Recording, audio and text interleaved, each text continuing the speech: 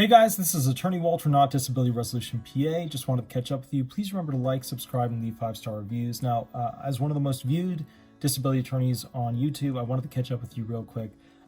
These are the 5 weirdest things that people have complained about when applying for disability benefits. They're just things I've kept in the back of my mind over the years, but let's get right to it. Number one, I had a claimant who, and this is not the first time, it's multiple people have done it, but that would complain about the staple position being in the wrong, direction or position on the forms. And when you're thinking, wow, this sounds really ridiculous or just out there, it is. But I didn't realize some people have a thing about them where, you know how like toilet paper can either go this way or can roll that way? Some people have a thing about how the staple is put into a form, whether it's like this or this or this. So, and then how far in it is, all that stuff. So that was one of the weird things I just never thought would actually be a thing, but it's a thing. Number 2, the wait time was too short and they couldn't get their paperwork together fast enough when going into the local field office to essentially fix something. So another weird thing is that a lot of field offices, you have to wait 45 minutes, an hour and 15 minutes for them to go ahead and see you because there's just not enough people at the mega field offices like Orlando. But at some of the smaller field offices, you walk in, you walk up, you're good to go. And so the person was complaining that they kind of expected to have to wait because everybody complains about the mega field offices, always having to go there and wait in line outside sometimes. And that because of that, they couldn't get their stuff organized to go ahead and get everything rolling. But then the question becomes, why wasn't it organized before you walked in there? So number 3, my mom told me and she lied. That's something I've heard many times from claimants. One of the weird things is that for some reason kids think that their mom magically knows all that is the Social Security system when it comes to either their benefits when they had them as a child or their sister or brother had benefits, and now she's applying the logic of what she thinks might have happened with them to this person.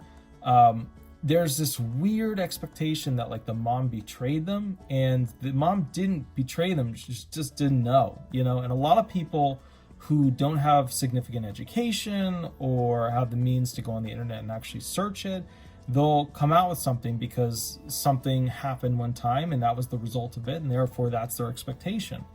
But the thing is, when they tell one kid that and it turns out to be wrong, it's potentially harmful. But she didn't lie to you, she just didn't know the truth, of how it actually works. So, but that was something I noticed that pops up from time to time. That was just kind of a weird thing that I've noticed.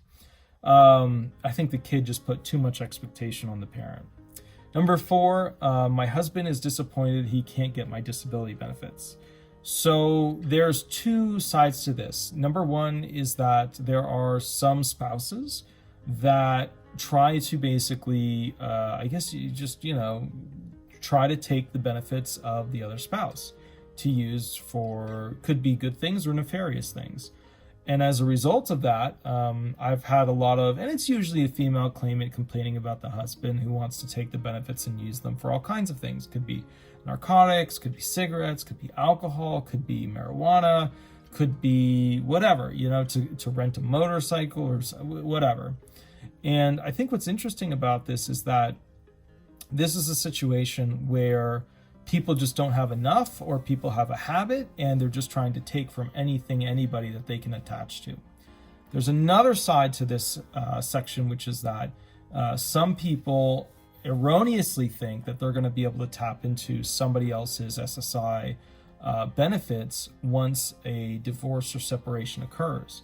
Remember with SSI benefits, like that's basic upkeep. Like somebody who has let's say female A has a child and the child stays with the female, and then the male, who is the father of the child, they separate and he goes on SSI, and then she files for child support or she makes demands to him for certain amounts of funds and things like that. Well, if he's on SSI, there's no child support that can be paid to essentially this mom with this new child. So the mom then is not able to attach to the benefits, SSI, of that male that, created that child.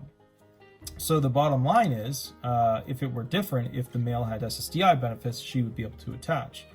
but not with SSI. So I just want to clarify that. A lot of people make that mistake. Number 5, the guard didn't walk me up to the desk like the other person. So when you go into the local SSA field offices, one of the weird things is that sometimes the guards will get into a repetition of walking people from their seat to the window. Doesn't happen at all of them, just happens at some of them. And the weird thing about it is that people get weirded out when the guard doesn't walk them up to basically the window, and the other people there are watching to see what's going to happen. But the thing is this, the guards are not required to walk you from your seat to the window. The guards are there to essentially make sure that everybody is where they're supposed to be, but they don't have to chaperone you to the spot.